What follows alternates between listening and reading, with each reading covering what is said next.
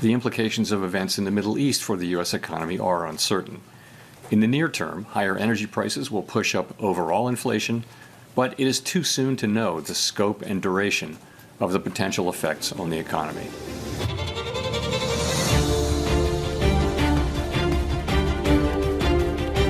Hello and welcome to the Week Ahead on Nomura Podcasts. My name is Ruben Paracuelas, Chief Southeast Asia Economist here in Singapore, and today is Friday, the 20th of March. Conflict in Iran remains left, right, and center for global financial markets and investors. Uncertainty remains very high, as acknowledged there by Fed Chair Powell in that clip. And yet, with a slew of central bank decisions this week, including the Fed, it seems markets have interpreted their signals as generally tilting hawkish, driving bond yields higher, particularly in the US and in the UK. We also published a global special report with a scenario analysis on the war in the Middle East. In the adverse scenario, we argue that Asia would be most negatively affected, and we would expect over half of the world's central banks to hike rates. To discuss all this and more, I'm joined by David Seif, our Chief Economist for Developed Markets, George Buckley, our Chief Economist for the UK and Europe. Also, we close with a special segment with Craig Chan, our Head of Global FX Strategy, who will provide his thoughts on which currencies will be vulnerable and which ones will be resilient to the fallout from Operation Epic Fury. Don't miss that. Now let's dive in.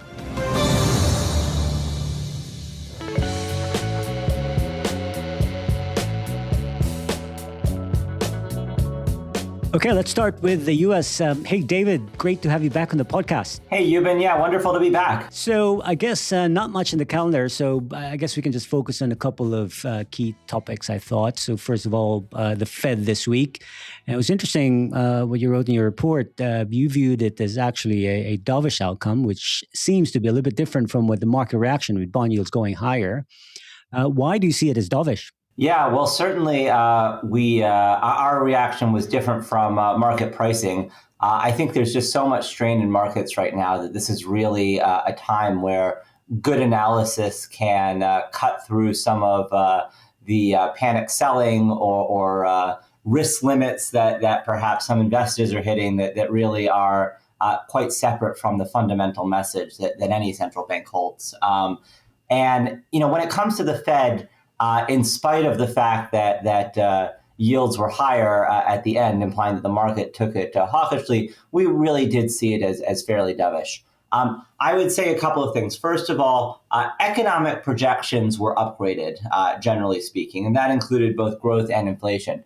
But despite that, and this is, I think, really key, most officials maintained their easing bias, and you still had 12 of the 19 dots indicating that they wanted, or that they thought at least one cut this year would be appropriate. And that meant that the median rate projections were unchanged for 2026 through 2028.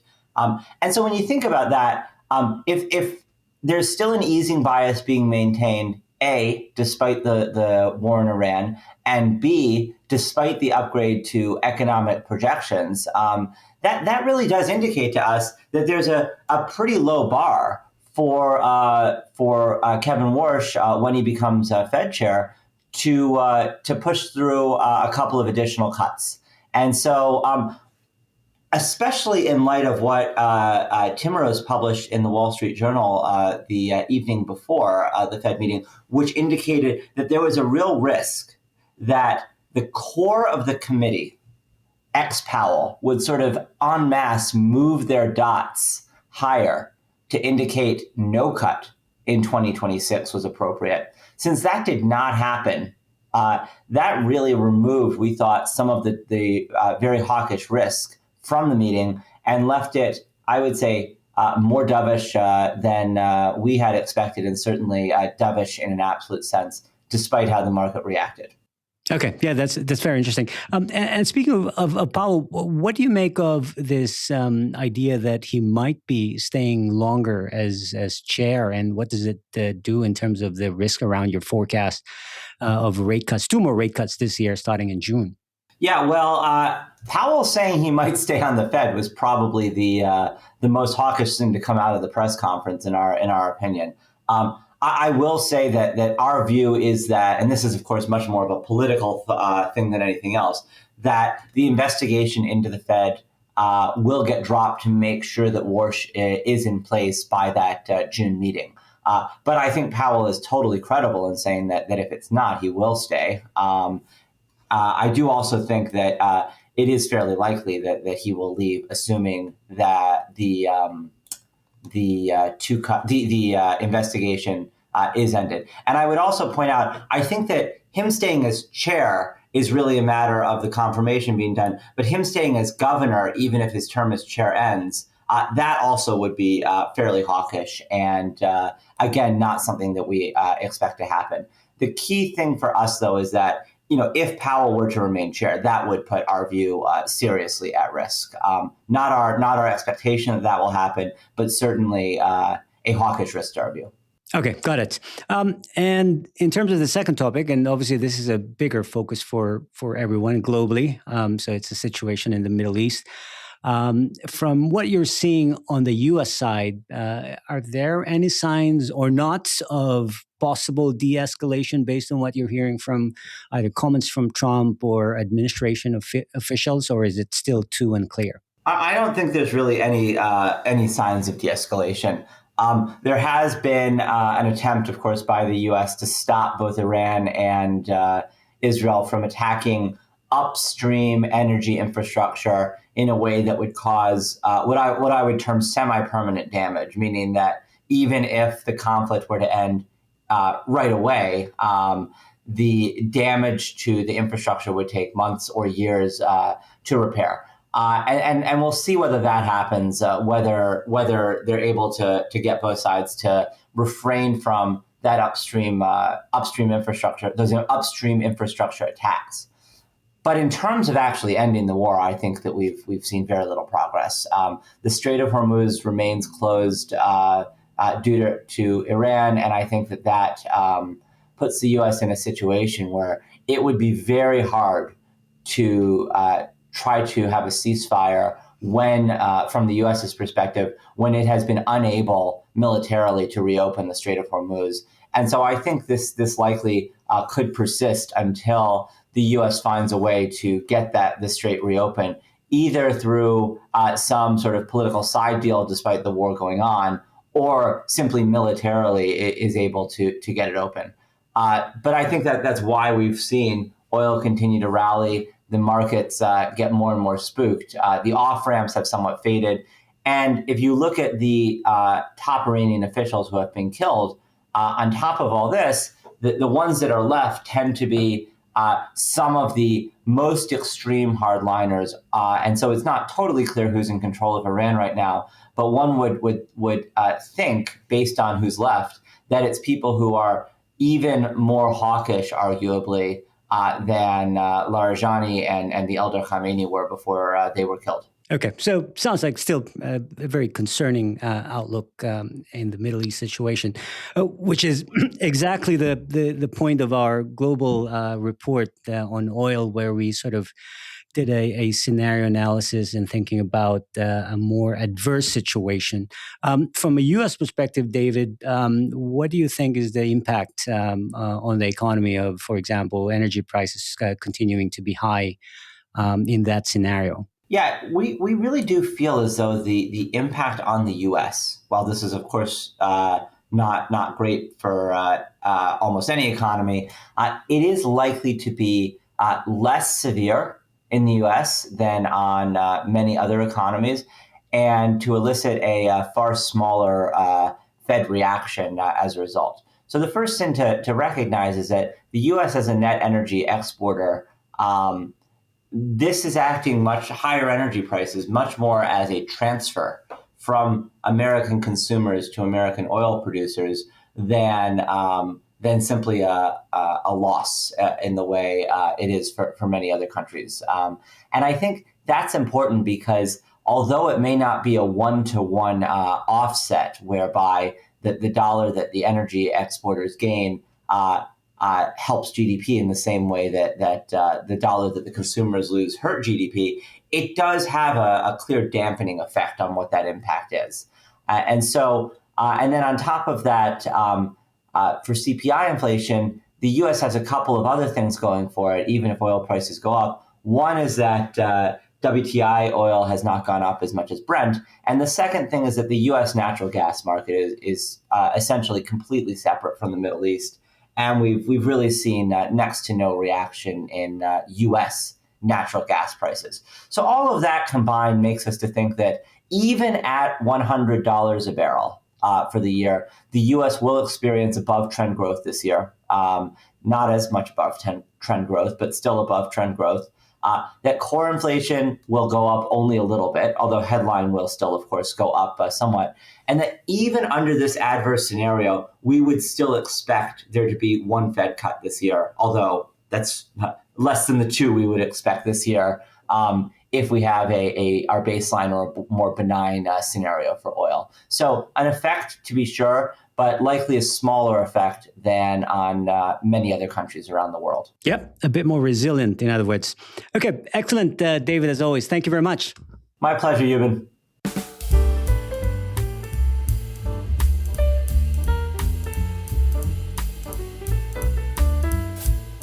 Okay, now let's swing over to London. Hey, George, thanks again for coming back to the podcast. You've had a pretty busy week, I imagine.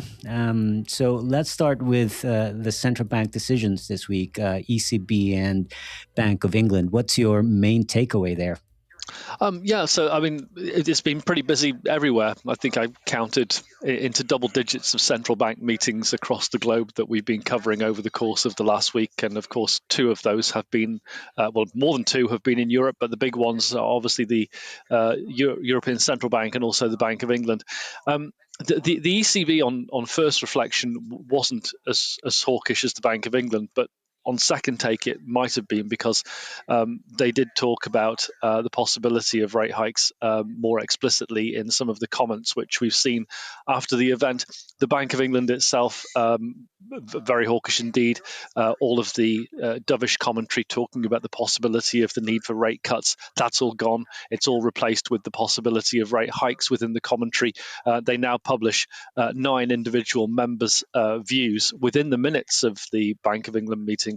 And they certainly were focused on the possibility that rates might need to be raised to deal with this. In terms of what the ECB said, we've had some reasonably hawkish remarks from people who you might consider to have been in the past dovish. So Mr. Villeroy, for example, who's retiring soon from the ECB, talked about the need to keep inflation at the 2% target. So I think it's all pretty much more concern about the inflation part of this than the economic growth part of this, at least in the initial stages. Yeah, that's really interesting. It fascinates me because it seems like that's happening as well for the rest of Asia. The tone has been pretty a shift to some kind of a hawkish signal. Again, a bit more worried about the inflation risks around this. Are you changing any of your forecasts on the back of this, George, on the central bank? Yes, we've actually changed a number of our forecasts, not just for economic growth or inflation, but also, as you say, for central bank views as well. We've left our ECB call unchanged at 2%, but obviously there is a sizable risk that we might have to bring forward the rate hike that we ultimately did think was going to happen, and still do think is going to happen much further down the line. That could be much closer than we think, depending upon the evolution of oil prices. And one thing that both central banks said was that there's a lot of focus on how long this crisis is going to last and what is the intensity of it, how much do oil prices rise. Both of those are going to be key inputs into these decisions. So what we've also done is take out all of our cuts, all of them, all 2 of them, from the Bank of England. We did have those this year, second quarter and third quarter. That seems... Well, that's completely gone out of the window now. We are now looking for no change in interest rates. We haven't even put those back in for some time in the future. But I think one risk for the bank, and for all central banks, I guess, is that there's a possibility that central banks tighten into this to limit the second round inflationary effects. But by doing so, what could happen is that the growth impact, which is going to happen further down the line, will be more intense. It'll be even weaker economic growth. And they might even be forced if they raise interest rates in the near term, to have to cut them again more aggressively further out. So I think the risk of policy error is quite high here, and it's going to be something to watch out for very carefully if indeed they are prompted into raising interest rates by what is something they really can't do much about. It's all about trying to offset the second round effects. Yeah, absolutely. And regarding this report that we published globally, as I mentioned at the top of the podcast, could you also walk us through your thoughts on the impact of this surging energy prices on Europe and UK economies? Sure. I mean, there's a range of estimates of how much changes in oil prices have an impact on economic growth and inflation. The growth part of it's probably a bit more challenging, and it also depends upon which economy you're looking at. If you're a big oil exporter, it might not have as bad an impact through and what impact it will have will not be over on necessarily just through the oil price channel. It might be through the risks to business confidence and consumer confidence and the impact on people's disposable incomes. But so you might expect that countries like Norway, who are exporters, net exporters of oil, may fare a bit better than, for example, countries which are big importers of oil. For example, the Euro area, to a lesser extent, the UK, because of course the UK has North Sea oil. So there's a variety of impacts but I mean, to give you one, for example, the Euro area, as a rough rule of thumb, we think that a 10% rise in energy prices would cut GDP by about a tenth. It probably would add about 0.5 onto inflation or the level of CPI fairly quickly as well. GDP takes a while. Inflation tends to be pretty quick because of the impact, the direct impact we see through fuel prices, so vehicle fuel prices, but also household energy bills a little bit further down the line. So very sizable potential impacts from these sizable moves in oil prices. Yeah, that's an important distinction. That's why central banks, I think, are focusing a little bit more on the inflation risk, as you mentioned earlier. Last one, George. Anything else you're watching for the week ahead? Yes, well, I mean, just to keep it within the context of what we're seeing in Iran and the Middle East on oil prices, there's a few bits of data this week which are worth watching, and most of those are going to be the surveys. They're the things which are going to respond most quickly to all of this. So we'll be looking at for what happens to Euro area consumer confidence numbers early in the week. We have also other surveys from, for example, the German IFO in March, and there, you've got the positives of Germany spending more on fiscal policy in terms of their new fiscal strategy. But also at the other side of things, Germany being heavily exposed to energy prices. So it'll be interesting to see how that plays out. And I suspect the energy component will be the biggest. We have the INSEE survey from France, consumer confidence numbers from the UK. But all of those numbers that are published for periods before the war, so things like retail sales in the UK, even to some extent, inflation in the UK, usually a very important number, still will be important because it tells you where the liftoff point was. But these numbers are not going to be affected until the March data, which is published in April. So just worth bearing that in mind. The surveys are going to be the most important thing. Right. Okay. Fantastic. Thanks again, George. Super. Thanks, Ewan.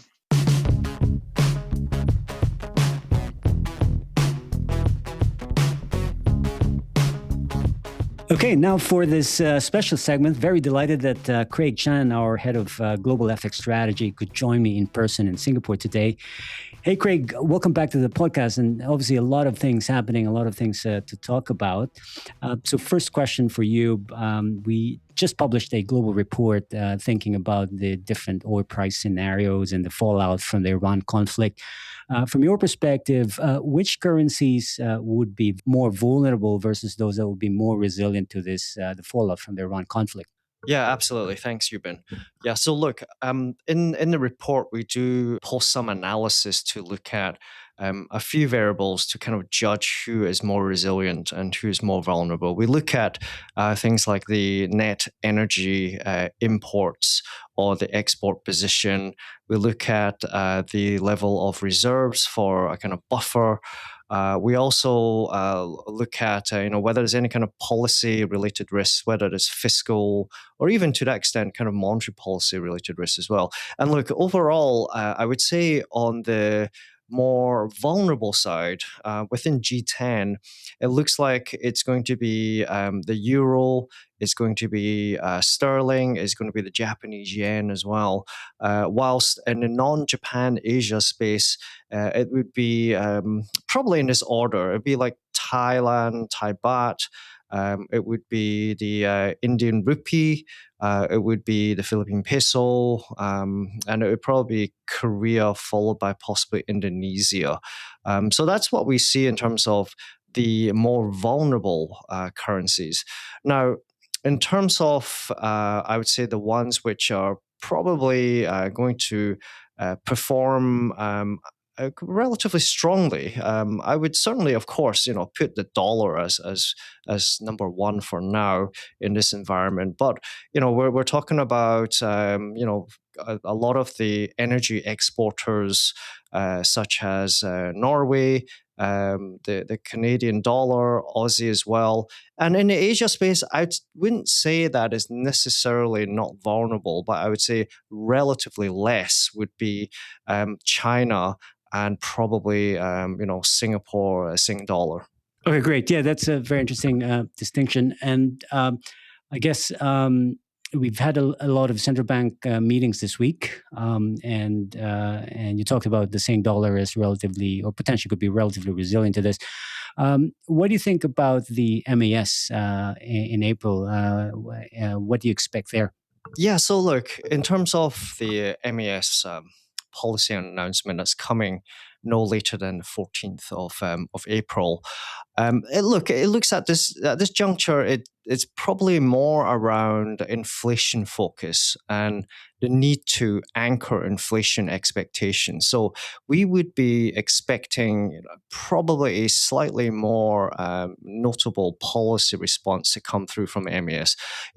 Previously, they have been on this stance to increase the slope slightly, but we think this one will probably see the MAS increase the slope.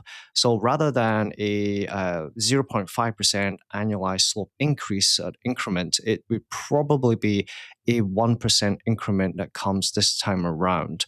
But of course, we're going to have to be dynamic around this view. Clearly, the risk would be if global financial conditions were to tighten significantly from here until the MAS meeting, or for that matter, this leads into, let's say, a kind of shock around global demand. Then, of course, the risks do tilt increasingly the other way. But for now, it does look like financial conditions, even though they have tightened, they're only marginally tighter. So I think the inflation anchoring and focus is probably key at this point in time. Okay, yeah, thanks, Craig. And I would add, I guess the domestic economy is actually doing pretty well, and the starting point is pretty strong. So for me, I would definitely agree the inflation worry or the upside risk because of energy prices would be something that they might have to take into consideration a bit more. And yeah, let's broaden out. You mentioned this a little bit earlier in terms of the broader US dollar. You think it's going to be relatively resilient. Could you elaborate on that a little bit? Yeah, absolutely. Look, I think it's really been a kind of terms of trade shock that has come through where, most of the world is a net energy importer. The US is in a relatively favorable position on let's say, oil and gas exports. So that provides a bit of a buffer. Look, I think the point is that risk assets are beginning to look a little bit more shaky. We have seen a slowdown in capital inflows into US portfolio assets. But, this is actually if you put this in context and relative to emerging markets actually has seen a substantial sell-off in recent weeks due to the Iran tensions. And so even though one could argue that, you would see less financing of the twin deficits in the US because of the slowdown in portfolio inflows, the problem is that emerging markets are selling off drastically. And our assumption is that the dollar is probably seeing some support on the back of that. So the twin deficit theme just isn't that relevant in this commodity price shock that we're seeing right now. But this is short term. I think medium term, our view is still very much that the dollar should weaken ahead. We're thinking about the macro backdrop in the US slowing. Our view is that the Fed will be cutting. Our view is that the inflation backdrop in the US should ease off as we go through the year. But then I think what's important is, of course, with this kind of slower US macro outlook, the risk is that US inflows, the portfolio inflows that we've been seeing could actually begin to slow more significantly, which of course then would drag on the dollar with obviously the lack of financing for the twin deficits. There's other issues as well. Fed independence concerns could begin to rise again. There is obviously concerns about the US corporate debt, the private debt as well situation, which obviously could be something that also leads to the weaker US assets and the dollar ahead. So there's many risks ahead for the dollar. But for the near term, it does look like there is some supports from this energy price shock. Okay, fantastic. I would encourage our listeners to have a look at the report if you want more details. But for now, thanks, Craig, for your insights, and see you again soon. Well, that's it for now, and thank you again for listening to our podcast, edited and produced by John Dalton. Please like and subscribe to Nomura's podcast from your usual provider. We'd love to hear your feedback, so feel free to write a review and share this podcast to anyone you think might be interested. You can check out NomuraConnects.com for more of our research and updates. Good luck in the week ahead.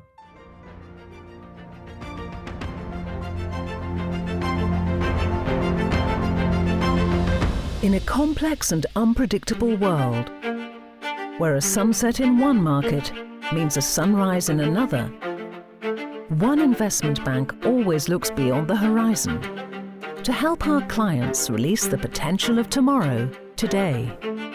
Nomura, connecting markets, east and west. Disclaimer.